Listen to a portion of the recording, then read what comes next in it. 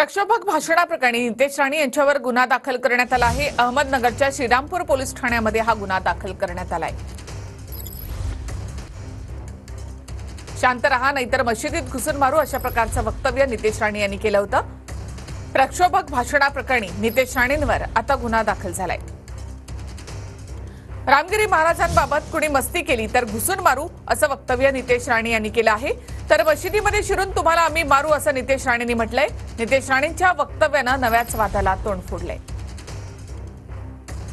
रामगिरी महाराज के खिलाफ अगर कुछ भी मस्ती तुम लोगों ने किसने भी की तो तुम्हारे मस्जिदों के अंदर आके चुन चुन के मारेंगे, इतना ध्यान में रखो।